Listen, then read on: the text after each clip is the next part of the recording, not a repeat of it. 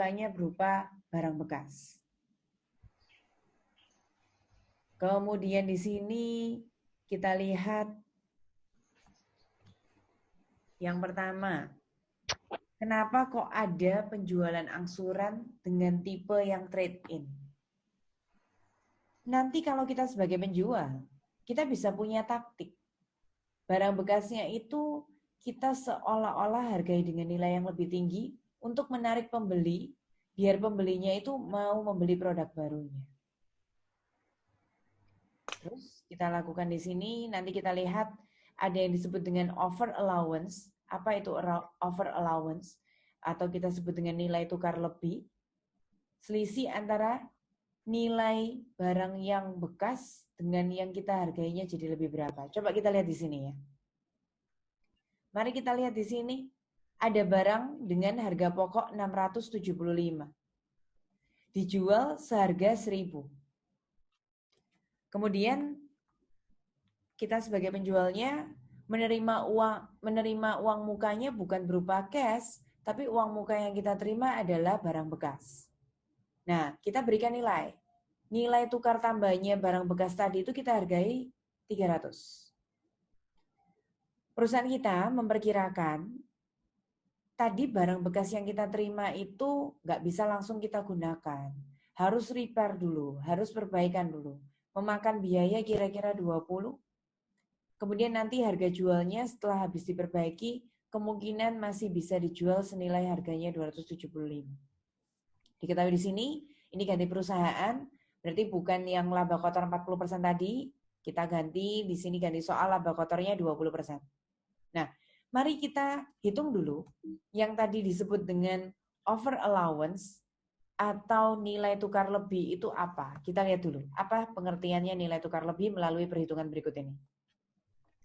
Sebagai penjual, kita menerima uang muka berupa barang bekas pakai tadi. Kita tetapkan nilai tukar tambahnya tadi 300, itu adalah nilai tukar tambah.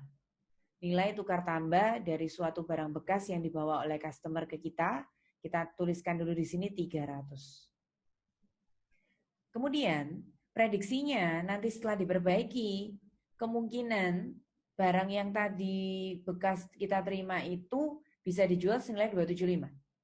Tapi kita mau cari nilai barangnya itu harus bersih. Dari apa? Kurangi dengan biaya perbaikan dan kurangi dengan laba kotornya. Caranya, biaya perbaikannya tadi diketahui 20.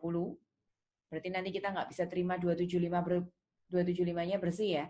Tapi 275-nya harus dikurangi dengan ongkos repair atau perbaikannya 20. Kemudian tadi kita minta labanya 20% dari harga jual. Berarti kita minta labanya 20% dari 275, 55. Sehingga 275 dipotong perbaikan, dipotong kita ingin laba 55, berarti sebenarnya nilai barang itu hanya 200 saja. Nah, nilai barang yang sebenarnya 200 itu, kita berani menarik pembeli dengan bilang nilai barang yang kita tawarkan tadi, kita mau hargai dengan 300. Berarti nilai tukar lebih atau yang disebut dengan over allowance itu sebesar 100. Ini semacam teknik promosi begitu ya. Padahal kita tahu bagi kita itu barangnya 200, tapi kita mau hargai 300. Kenapa kok kita mau over allowance? Kenapa kok kita mau nilai dengan lebih? Ya supaya pelanggannya tertarik untuk membeli barang baru kita. Nah, sekarang coba kita lihat slide selanjutnya. Setelah kita menemukan tadi nilai tukar lebih atau over allowance-nya, mari kita buat jurnalnya.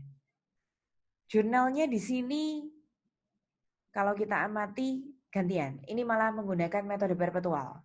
Karena di sini kita bisa menemukan ada HPP sama persediaan barang dagangan dalam jurnal penjualan. Berarti itu adalah metode perpetual. Oh ya, nanti saya juga mau jawab pertanyaannya Jaslyn ya. Apa sih sekedar mengingat kembali bedanya metode pencatatan persediaan barang dagangan? Ada yang perpetual dan ada yang periodik itu. Nanti saya tunjukkan. Di sini kita lihat dulu, kalau barangnya tadi harga pokoknya 675, dijual seharga 1000 begitu, 675 dijual 1000, berarti HPP persediaan barang dagangan kita dinilai senilai harga pokok 675. HPP selalu muncul di debit, persediaan barang dagangannya kita lepas ke customer, berarti berkurang, makanya taruh di sebelah kredit. Penjualannya tadi 1.000 ya. Penjualannya pendapatan kita taruh di kredit, penjualan kita adalah 1.000. Nah, debitnya ini bermacam-macam, ada 3. Saya ratakan dulu sebentar. Debitnya ini sekali lagi ada 3, bermacam-macam. Nilai barang yang kita sepakati, ini tadi 200-nya ini, itu kasih nama barang dagangan tukar tambah. Jadi sebenarnya barang dagangan itu 200. Tapi kita berani kasih promosi, bilang sama pelanggan, kalau harga barangnya kita nilai, kita terima senilai seharga 300. Berarti selisih nilai tukar lebihnya akui sebagai over allowance di debit 100. Sisanya 200 tambah 100 kan 300. Sisanya berarti 300 kurang berapa biar jadi 1.000, kurang 700. 700-nya itu anggap sebagai piutang usaha ya. Nah, kalau misalnya kita nggak terima tukar tambah, kan cuma piutang usaha, debit 1.000, kreditnya penjualan 1.000. Tapi karena ini kita menawarkan tukar tambah ke customer, maka piutangnya cuma 700. 300-nya berupa nilai barang tadi itu. Bu, saya mau tanya. Silakan, Sofia. Ini kenapa nggak ditulis di biaya perbaikannya dimasukin langsung ke nilai tukar lebih? Kayak maksudnya biaya perbaikannya nggak dijurnalin juga kayak biaya perbaikan gitu. Dia kan termasuk beban juga kan? Tapi tidak perlu. Karena di sini itu sebenarnya itu masih estimated, masih perkiraan. Jadi semua angka-angka yang kita masukkan di sini itu nilai estimated. Nanti kalau memang beneran keluar ya itu nanti akan diperhitungkan, Sofia. Nantinya akan menjadi beban. Oke, berarti sementara yang dimasukin cuma over allowance-nya doang. Iya, jadi ini tuh semacam teknik marketing, teknik perdagangan. Harusnya kan piutang utangnya orang alias piutangnya kita kan 1.000. Nah, biar menarik, biar barang kita laku, kita anggap aja piutangnya orang itu hanya 700. 300-nya dibayar pakai benda.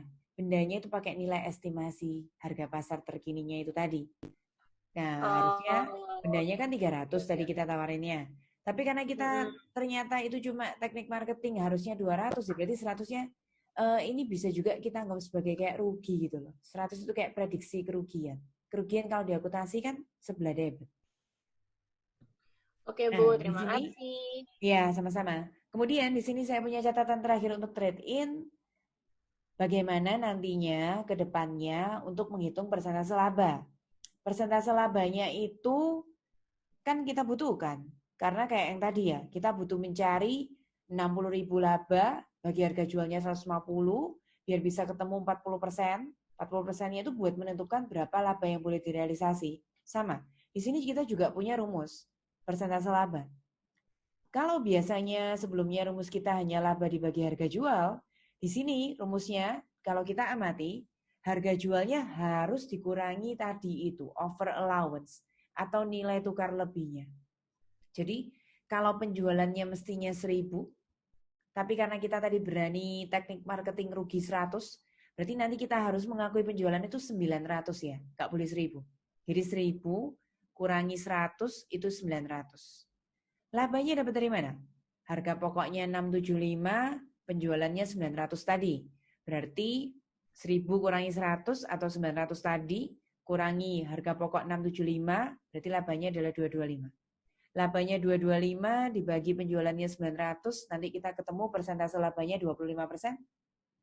Sehingga di masa yang akan datang, juga kita menerapkan berapa laba yang boleh direalisasi pakai persentase 25% ini juga. Kebetulan di sini kita sudah jelas-jelas menerima barang dagangan sebagai uang mukanya.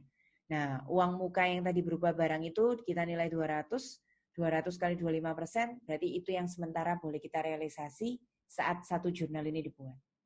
Nanti kalau misalnya ada pelunasan kas dari piutangnya pelanggan, itu juga pelan-pelan diakui 25% dari kasnya masuk berapa begitu. Sudah selesai tentang penjualan cicilan tukar tambah, ada yang mau ditanyakan?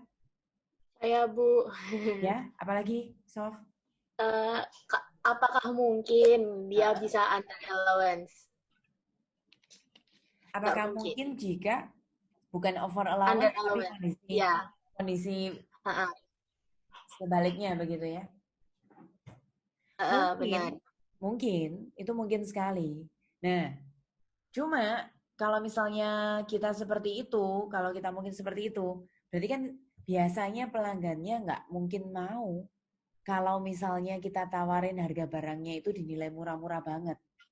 Jadi untuk menarik, harusnya barangnya customer itu dibuat jauh lebih tinggi daripada sebelumnya. Gitu. Harusnya. Tapi apakah mungkin? Ya, mungkin saja. Mungkin aja, nggak ada masalah. Nah, kalau di akuntansi itu namanya, pokoknya kalau kamu mengakui suatu kerugian itu namanya debit. Kalau misalnya itu suatu keuntungan, berarti taruh aja di sebelah kreditnya. Oke, Bu. Terima kasih. Ya, terima kasih.